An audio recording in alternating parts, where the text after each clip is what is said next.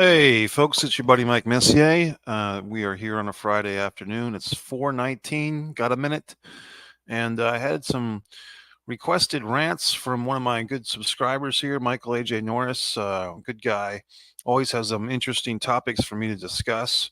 And so I've built up a few of them for you. So we'll go through them. We're talking Miesha Tate, perhaps going to have a third fight, maybe at UFC 300, the pay-per-view, and that would be possibly against a returning Ronda Rousey. We'll discuss that.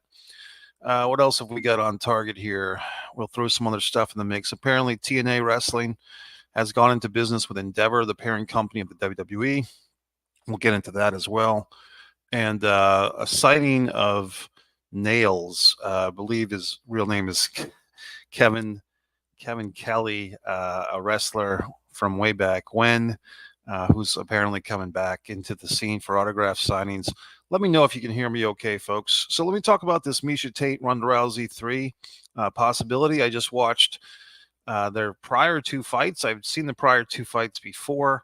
I did not see their prior two fights in live time. I know that it's the first one was at Strike Force for the Strike Force title before UFC even allowed women, and then of course they had a big rematch a few years later. Both victories for Ronda Rousey with the armbar submission. The first fight was over in the first round, and was it the second fight was over in the third round? Was that correct? And Ronda really did put a vicious arm bar on her opponent, on Miesha, and really did a number on her arm. And Miesha in that first fight especially did not want to tap out. She basically had to tap out to save her arm. It looked like her arm got a lot of damage anyway. And I watched Chael Sonnen. If you're familiar with him, I watched Uncle Chael. His thoughts on this possible third match. He wasn't too into it. I'm kind of into it, though. I'm going to disagree with Chael, and I'll tell you why. I think the storyline of a third fight is pretty interesting. This is kind of a really interesting thing for both women. I mean, they've both, have done different things. They've gone on to have children. They're at different points in their life. Miesha has kept with Ultimate Fighting, with mixed martial arts. Ronda, of course, has gone on to pro wrestling, WWE, and other, movie appearances and so forth. But I think that Miesha is still burning. She still has that burning desire to get her victory over Ronda Rousey, and I think that that makes it an interesting fight, in my opinion. I just think that the storyline is there now. The win loss records, and I just watched Ronda's fight with Amanda Nunes, where she got decimated in basically 47 seconds. The fight had to be stopped. That notwithstanding, this is just a grudge match, and it would be really interesting to me to see which one of these two women still wants that victory. I'm pulling for Miesha. I think with Miesha, this is a thing where she never could beat Ronda. She was always in Ronda's shadow. They did the whole Ultimate Fighter show together. Miesha has always stepped in Ronda's shadow, and I think this would be a great way for her to get that victory. Would kind of not totally even out the score, but would be a nice thing. It reminds me of when Bernard Hopkins in boxing demanded a match with Roy Jones Jr. Roy Jones Jr. had beaten Bernard Hopkins early in their careers, and then they had this rematch, which was 10 or 12 years later. And by the time they had the rematch, Bernard was really at the top of his game, and Roy had fallen down a few notches. I kind of see that like this. I think that if Ronda, for her end, if she really wants to get back into MMA, or if she wants to have a one and done, come back, go out on a high note, go out better than the last time we saw her in MMA, which I think was losing to Nunes. She has no excuse, because she's fighting a woman that she's beaten twice before. Other people have beaten Miesha Tate. Miesha is still in this thing. She's still fighting regularly and doing quite well. So it would still be an impressive victory for Ronda Rousey if she were to come out of a 3 or 4 year retirement to get a victory over Miesha Tate. That still means something. But it's almost like Ronda would be fighting herself. She would be fighting the ghost of her former self, from 10 years ago, 12 years ago. Like I said, I do find this intriguing. Now, where you put this on a card, I think the thing to do with a match like this is to make this like the featured undercard match. Like basically, it could be as high as the number 2 match on UFC 300, which I'm assuming is going to be stacked with big fights. So I don't think you need to put it at like the top spot. I mean, it kind of reminds me, for a wrestling analogy, of when Roddy Piper and Adrian Adonis fought at WrestleMania 3. It was a big match, but it was clearly under the shadows of the Hogan Andre match, the Steamboat Savage match.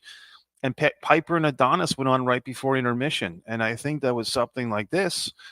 You could do that. Not obviously UFC doesn't really have official intermissions that I know of. They do have little breaks, but they have so many fights on these shows. I think it would be good to have this match, but not necessarily as a main event. I think, third or fourth match from the top as a special attraction. It's definitely going to get its share of views. I think it could be a 3-rounder. I don't think they need to make it a 5-rounder. So there you go. I'm actually pro Tate Rousey 3. I just think it's a good matchup, and I think it's an interesting matchup because Ronda is coming back, if she does come back, and Misha is still here, and she's been here, and so it's kind of like the turtle versus the rabbit. I was watching the first fight between these two, and Ronda Rousey is just like a phenom. I mean, she's just coming in there, and she's got so much energy, and Misha's doing her best. She's a true professional, but she's like trying to bottle lightning in a bottle is what Misha's trying to do, fighting Ronda. And I just think that, 10 years later, Ronda's probably going to be slowed down. I mean, that's just natural for anybody. And I think that Misha, in my opinion, she's never had a better chance to finally beat Ronda Rousey as she does now. And once again, I'd say I'm rooting for Misha in this one. And that's my opinion. So let's go on to the next topic. He was asking me about what I thought of this TNA news. TNA Wrestling, we're just going to do some subtopics here. TNA Wrestling is apparently going to be doing streaming. They've going to reboot their streaming services on January 5th, 2024. And they're partnering with Endeavor. And now we all know what Endeavor is. Endeavor is the parent company of WWE and UFC. So Endeavor Streaming, which is a subdivision of that, is now going to be handling and in business with TNA Wrestling. And who is this good for? I mean, I think it's good for basically TNA Wrestling. I think it's going to be a nice upgrade for them.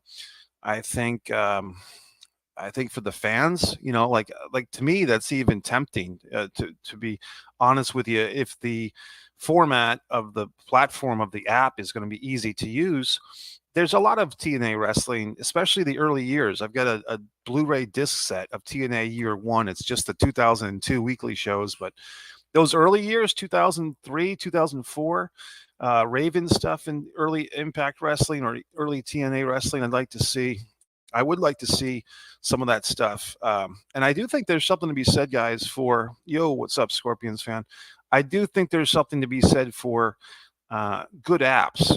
And I have said this in the past, that I think that with all the stuff that we've seen with the WWE, the former WWE network, which is now part of Peacock, I do feel that if nothing else, the streaming itself, like the bandwidth or the speed, whatever you want to call it, I think it has improved with the Peacock. I think that if you remember 2016, 2017, going back to 2014, whenever the WWE network was around, you'd have a lot of glitches and you'd have to reboot a lot. And I think, at least from my personal experience, Peacock, not so much. I think Peacock has been an upgrade. And I think with that in mind, it would be really interesting if Endeavor Streaming can upgrade TNA Wrestling. And now I think the other question might be, at some point, does the WWE come off of Peacock and get their own streaming service back in the States? Apparently, the WWE network is still available outside the USA, but in the USA, we just have it through Peacock. Could this be something where Endeavor takes over the rights to WWE? And I think what we're all kind of wondering is, at some point, does TNA Wrestling get swallowed up by WWE? I wouldn't be surprised. I don't think WWE ever really saw TNA as a threat. They did have a couple of good years, maybe 2005, 2000, 6 up till 9. But I think the WWE just kind of thinks of TNA as a breeding ground. I mean, they've gotten some of their guys. I think Abyss works backstage now at WWE as a producer, and they've had other guys that came through TNA that went back to them, including Jeff Jarrett, the Road Dogg, and others. Who's that guy? The Jeremy Borash. I guess Jeremy Borash is a top guy now in WWE as far as a behind the scenes guy. So my buddy here is asking Vince McTrump. So he's talking about Vince McMahon, who is a good friend of Donald Trump. Why is he still here? Buddy, I think it's just a thing where, look, it's like if Ray Kroc, was around. I mean, I'm sure he had his finger in the hamburger mix for as long as he could. Same thing with the Colonel and KFC chicken. I think when there's a person who's so identified with the product, I mean, I guess a notable exception to this would be Papa John with Papa John's Pizza. But when there's a notable, figurehead for the company, I think it's hard to totally eliminate that individual from the company they created, no matter what they say, no matter what the paperwork is. I think Vince McMahon will always be in the WWE to some extent until he's dead. Quite frankly, Hangman Page may be in the Devil Mask. Yeah, you're talking about this storyline here with TNA, with AEW, All Elite Wrestling, and the Devil. He might be, buddy. I mean, I kind of have a feeling that they're still trying to figure that out. Like it kind of feels like it's hitting Black Scorpion levels, if you remember that. Back when they were trying to get Al Perez to wear the Black Scorpion mask at Starrcade and Ric Flair had to do it. It's starting to feel like it was me, Austin. It was me all along. It's just feeling very, I don't know, anticlimactic type of thing. Let's see here, buddy. Tomorrow night, there's an NXT pay-per-view. Well, that's good to hear. That's the first I've heard of it, buddy. I haven't been watching weekly NXT wrestling. You can tell me what the main event is. I can look it up real quick. I do go to the NXT house shows. I have one coming up December 15th, a week from tonight, basically. But I haven't been watching the weekly shows, to be quite honest. That's maybe why you guys don't see as many angry videos from me. I just got to the point with my anger with pro wrestling that I'm not going to allow these idiots to consume me. Their failure to do good creative wrestling, their inconsistencies, their failures are not going to affect my life any further than they already have. Yeah, see, I mean, I thought NXT was meant to be for the up-and-comers, and Corbin is not an up-and-comer. He's a guy that's been around. I mean, to me, he's not that interesting. He did make an appearance at one of these NXT house shows a few weeks ago. He was well-received, but I think that's just because, like Pavlovian dogs, the fans applaud someone that they've seen on TV a bunch of times. I guess I'm not too into it with Baron Corbin. I've never been a big fan of his. I don't think he's a bad guy or a bad person. I'm not motivated. He doesn't motivate me to watch, quite honestly. So, any more topics? Go ahead, buddy. I do have a bunch of Mike's Instant Movie reviews. You might see slightly more passion out of me over there. I saw the Beyonce Renaissance film last night. Saw The Abyss for the first time. Didn't realize that movie was made in 1989. I've got my review over on One Mike Messier YouTube channel. And what else? I saw The Dream Scenario with Nicolas Cage. That was a fun one. So I did a review on that. And what else you got?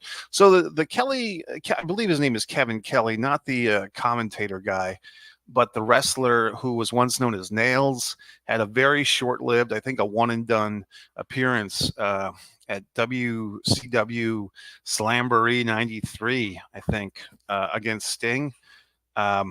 And he's kind of known as a folk hero among some of the wrestlers because he actually apparently did beat up Vince McMahon Jr. for real, going back to, I guess, late 1992 or early 93, and was promptly fired. And I guess he spoke up against Vince McMahon at the steroid trial. And what do I think? I mean, I think he's one of these guys, and I believe, if I'm not mistaken, there was the Kiniski boys. There was Kevin and Kelly Kiniski. I want to look up Nails real quick because there was a couple of guys I always got them mixed up. Kevin Patrick Calls, Mr. Magnificent Kevin Kelly. Yeah, if you look up Kevin Kelly from the AWA going back to like 88, this guy was ripped. I mean, he's 65 years old now. But back when he was 35, uh, as Mr. Magnificent Kevin Kelly, the guy was jacked. He kind of had a Lex Luger-esque vibe. I mean, that's what I think the real Kevin Kelly. He was a tough looking dude. You know, I'm not going to take that away from him. He wrestled as the Convict. That was his WCW name. The Prisoner, Nails, Nails with an S, Nails with a Z, Thor, 6'5", 302 pounds. He took Medusa Michelli was his manager for a while. Okay, he teamed with Nick Kiniski. So Nick Kiniski was the son of Gene Kiniski, the former NWA World Champion. So Kevin Kelly was a bit of a badass, at least the look, but his career never really took off. Blair Davenport and Tiffany are great, but hate Thea. She will be a goof, but has potential, but lacks it now. Yeah, I believe you, buddy. And these are some of the ladies that have been at NXT house shows. So I know I've seen them. You can look over on the shorts and you can see all my little footage, my photos and my videos. I mean, these are definitely attractive women. I mean, they're great wrestlers too. You know, and they're being well trained and well groomed. I mean, I think the thing that's so interesting about, I don't know if it's interesting, but it's kind of sad with WWE and NXT is they bring in these athletes, but they all kind of get molded, you know. Yeah, Blair Davenport, she is actually very good. I have seen her live a few times now. Kalani Jordan, I've seen a bunch of times. Lash Legend. I was wondering, you know, Lash Legend really has a similar vibe in a lot of ways to Jade Cargill. I mean, I'm just wondering why don't they push Lash Legend a bit more? Fallon Henley. I think she's like the cheerleader, like the cowboy cheerleader type of that group. You know, it's interesting, buddy. I guess I have an interesting perspective on TNA, on NXT wrestling because I do go to the house shows and I do enjoy them. But yet, a lot of times, you guys, especially you, buddy, know more than I do about it because I just don't follow the weekly show. Logan Paul sucks. He made the U.S. Championship lackluster. Nobody cares if he loses it. If LA Knight was part of the crowd, would be invested. If LA Knight was the champion of the U.S. Championship, the crowd would be invested, but now seems what the fuck are they doing at this point? Yeah, man, I can see your point of view. I mean, I think that the WWE is so they're so interested in collecting as many casual fans as they can that often who suffers is like the hardcore pro wrestling fan. And brother, you know, it's taken me years to kind of just get to a healthy point with all this stuff, you know, and to not obsess about it and not to feel like I can control it because obviously they're not listening to me or to you or to any other intelligent wrestling fan. That's not the WWE's concern. They're bending the knee to the Saudi Arabian government. They're bending the knee to social media, whatever they think can get them more eyeballs on YouTube or whatever. That's their justification, and they use those numbers to get themselves the big deals with whether it's USA Network or Peacock streaming or the sale to Endeavor. I mean, that's what they care about. So do they care about the AJ Norrises and the Mike Messiers of the world, people that actually are educated about pro wrestling? They don't care about us. So in turn, I don't care about them as much. Bobby Lashley and Street Profits as heel isn't working. They're getting cheered. Yeah, and I think that's the thing. Good point, buddy. You know, I think, first off, I mean, and I don't think I'd be alone in saying this, but the original Street Profits with Shelton Benjamin and our guy there, MVP, and Cedric. God, I remember the name. Cedric Alexander and Bobby Lashley. There was nothing wrong. There was nothing wrong with the original Street Profits, yet they broke them up. And that was very disappointing to fans and almost another slap in the face of Bobby Lashley and a slap in the face of all the people that were kind of emotionally invested in that group. And I think the original, you know, Street Profits were around during the pandemic time. So we were all kind of hungry for things that were interesting. I mean, this goes back to that Raw Underground era, if you remember that silliness. So for me, when they try to just when you take out Cedric and Shelton for no good reason, and then you're just kind of shoehorn these other guys in there, and you tell me, I don't think MVP has been around for this, at least as far as I've seen. It kind of feels like, why bother now? Like, why didn't you just stick with what you had? I mean, why try to force feed us this facsimile, group hurt business when the original was fine? And if you remember that comedian, that female comedian who was a writer for the WWE, very briefly, and she did this interview where she kind of said that she had no wrestling experience and so forth, and she promptly got fired. And she was kind of talking about the hurt business as well. And it's just funny to me, the fans of WWE, especially all wrestling fans, but especially WWE fans, are very forgiving, very positive in a lot of ways, very optimistic. I mean, I think people, other wrestling fans, well, you guys so negative. I mean, I think that's just calling it as you see it. I have no problem with a wrestling fan being negative if the product is negative. If you're just pointing out the inconsistencies of the product, I have no problem with that. It's good. WWE pay-per-view are going overseas. Triple H is smart, and so endeavors. If Vince was in charge, I don't think it would happen. Yeah, and there were some other things I heard on Meltzer and Alvarez were talking. Dave Meltzer, Brian Alvarez of the Wrestling Observer were discussing. Apparently, they're going to start doing some things. Endeavor, they're going to promote UFC and WWE pay-per-views back-to-back nights. They're going to try and get these major cities, like a Tampa, Florida, Las Vegas, New York City, Chicago.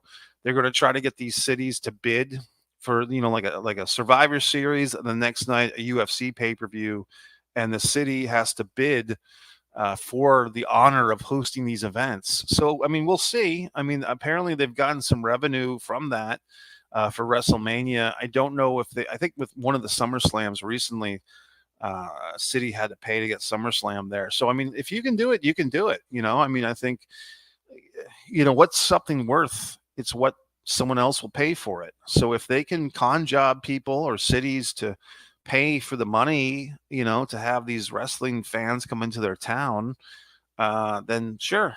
I guess for me, buddy, I'm really just kind of glad in my wrestling fan career anyway, that I kind of lived through some of this stuff. I've already seen the best wrestling. I was there for the Crockett Cup. I was there for Ring of Honor's first couple of shows in Philadelphia. I was there for Barely Legal ECW.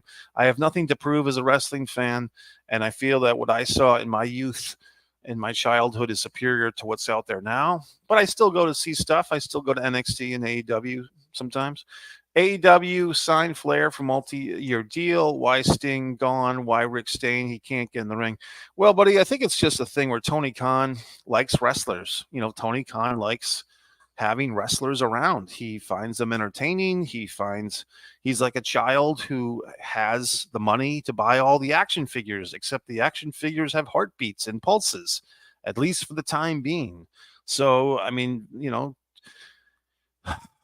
Tony Khan is the Richie Rich, and the toys include human beings. Like Chris Jericho was a great collection item, for him, a great action figure.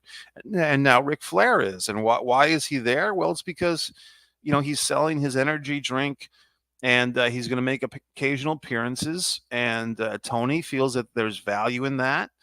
And so that's why, and I know a lot of fans are upset or distraught. And I'm not watching on a weekly basis, so I have nothing to be distressed or distraught about. I mean, as you can see, buddy, I'm just so calm and peaceful now because I don't allow the wrestling to affect my stability. I mean, I've been through that. I've raged against the machine. The machine still stands. And where does my rage go? It does nothing for me. Okay. So I just have to kind of say, hey, I tried my best to fix the business. The business doesn't want to be fixed. And I just have to move on to other things. And I can only do so much. Okay, buddy. Well, I think I'm going to wrap things up. I've gotten Die Hard, the original Die Hard movie, will be on the big screen tonight. I think I'm going to attend a screening of that. I've got many important things to do with my time. So I will resume my activities, but I wanted to come on here, address all these concerns. Kevin Kelly, yes. All the things we discussed. If you missed the opening, I did go into the Misha Tate, Ronda Rousey third fight. I did say I would like to see it, and I would like to see Misha win. And I think, but it's hard because it's hard for me to say that Misha will definitely beat Ronda because that's why I kind of want to see the fight. I want to see what happens. Well, okay, so you've kind of sold me on this. I have not seen it yet, buddy. I was planning to see it a few days ago. I guess I'll have to see it now because you're really pressing it hard for me to go see this. Mikey, Godzilla -1. See, here's the thing: the subtitles thing. It's spoken in Japanese. Do I really want to read for 2 hours? I don't know, buddy. But you're telling me how great it was. You were entertained like an old-fashioned Godzilla movie. This one had a great storyline. I guess I trust you. I mean, I do trust you, buddy. It's just to me, to be honest, and I'm always honest with you, I never really liked Godzilla movies. You know what I mean? Like I like the concept of Godzilla. I like Godzilla in theory, but not in practice. Like it's just I don't know. I mean, I remember that video game Rampage where you could pick like a pseudo King Kong and a pseudo lizard that was sort of like Godzilla, and there was another thing. There was a King Kong, a Godzilla, and like a wolf, right? That was fun. But I mean, Godzilla movies. The only one I really liked. I mean, I've seen a few the ones in the last 15 or 20 years. I've seen them. Yeah, they're kind of fun. But I did like when Godzilla and King Kong, like their 1950s movie. That was my favorite. Okay, well, buddy, you're selling me pretty hard. I do have the movie pass. It's not movie pass, but I have three things. I have the Regal subscription, I have the Cinemark subscription, and get this, I also have the AMC subscription where I'm going to see Die Hard tonight. I did see The Abyss for the first time. I don't know if you've seen that one, buddy, AJ, but I mean, I think you would like Abyss. I just saw that 2 or 3 nights ago. I saw two movies yesterday. I saw Napoleon and I saw the Beyonce movie. Over on One Mike Messier, I have my reviews. I guess I'll take your word for it, buddy. I hate to, I did see that thing you told me to see last time, the trick or treat, the trickster, or the trick or treater, the scary clown who kills the kids. And I did think it was pretty good. It was a little bit gory. This Godzilla -1, I guess I will see it, and I better see it soon. I better see it this weekend, right? Because it's not going to be in theaters forever. None of these movies are. People do that, and buddy, and that always pisses me off. People sit around and they say that they're talking about, oh, I want to see this movie, I want to see it, and then they never see it. And then 3 weeks later, the movie's gone. Oh, I wanted to see that. Well, why don't you go see it, asshole? So I won't be that asshole. I will make a point of seeing this movie, buddy. I guess I'm not going to see it tonight because I've already committed to Die Hard, the original from back in '88, I believe. What do you got here, buddy? Yeah, Silent Night. I think that's the one. I haven't seen that either, buddy. Someone on my Facebook feed was shitting all over it, and I do hate that when people post their little fucking text reviews of movies, and someone was shitting a sandwich on top of the John Woo film. I haven't seen it. Battle Royal, was that the one? I saw one of his movies. There was like a 30 or 40-year anniversary thing. I saw that this past year, sometime in 2023 in the theater. So I will make a point of seeing Silent Night. I mean, I guess there's just a lot of goddamn movies out once again. And I have learned this, unfortunately for me, it's not that big of a deal, but the theater closest to me is a Regal Cinema. It's a nice theater. It's not a great theater. They don't have the relaxing chairs. The sound and the picture quality are not the best. But I do have the subscription to them. That's a theater that I'll go see like a comedy at, and it'll be okay, to go see a comedy. But to see a movie like this John Woo movie, or especially the Godzilla movie or a Die Hard, it's just it lacks a little bit, buddy. Wonka, I don't know, man. I think that movie is basically for teenage girls who are getting excited because Timothy Chalamet is on the screen. And basically, the guy is such a fan favorite with these young teeny boppers and their moms that they're going to be excited for whatever he does. And he's a good looking young guy, and they're going to shoehorn him into Willy Wonka because, he's a good looking young guy. And they'll put him in that movie, and he can act elfish. And I think the thing that more or less upsets me like it would upset Dylan, the Hornswoggle, the former Hornswoggle, is instead of the Munchkins or whatever the fuck they're called, the Hullabaloos or whatever, the Icky Pickies, whatever they were called, they got Hugh Grant to play just one of them and multiply them. The Oompa Loompas, for Christ's sakes. After Christmas Ghostbuster looks great. God, I didn't even see this. I did see the Von Erichs trailer, though. I think I want to do another review on that on another video, which I will do my response. But I am intrigued. I did get a little chill up my spine, buddy, when I saw the guy that's playing Carrie with the In Memory of David go into the ring. Do I have a concern about this movie? That's I heard. I mean, I'm hearing little things that I wish I didn't hear, but I am going to go see that. I'll probably be one of the first people to see it on December 22nd. I think wrestling fans will love it regardless. I can't speak for the non-wrestling fans. The guy that's playing Carrie looks really small, and Zac Efron as Kevin is looking huge. And I can kind of see, like, I guess to the victor goes the spoils in a weird way, because Kevin outlived everybody. So maybe he got first pick of who played him. But the Carrie guy looks like Carrie Von Erich in the face. Is this match being promoted, buddy? Has this been booked? Walter? It's actually, now it's Gunther, right? Which makes no sense. It's a Nazi name. I guess they copyrighted the name of an actual Nazi, had the first name of Gunther.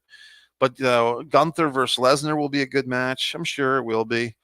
Some people have been posting these images of Brock Lesnar's daughter. I haven't done that. I mean, yeah, she looks just like Brock Lesnar. So I get the thing that people are, intrigued by.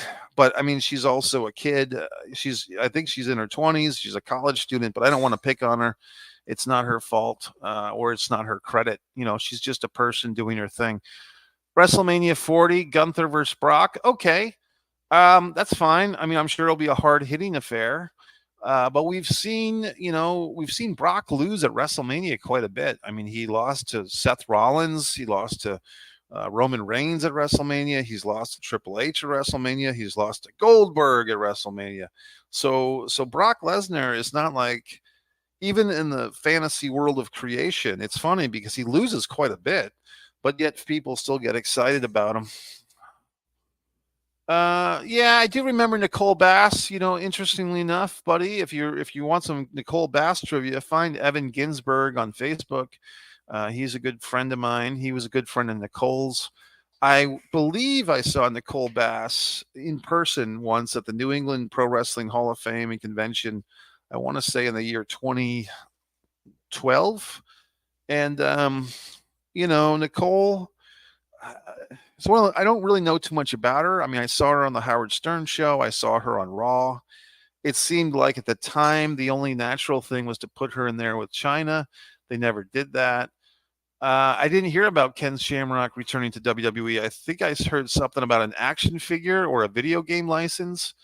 Who knows? I mean, maybe Triple H, if he has more swing now, or maybe because of the UFC connection, they're trying to give, as the kids say, give Shamrock his flowers or give him his shamrocks. But good for him. I mean, I've got nothing against Ken Shamrock. A good friend of mine, David Gear, is actually a personal friend of Ken Shamrock, and I respect Ken. But I don't know what to say. I mean, I think Ken Shamrock is definitely one of those personalities that he loves fighting. He's very good at it. He's getting older now, like we all are, but I mean, he's a legend, and I do respect the guy. And I do feel like his matches with The Rock were scintillating back in the late 90s, the 98, 99 era. I think they had some of the best matches in the business.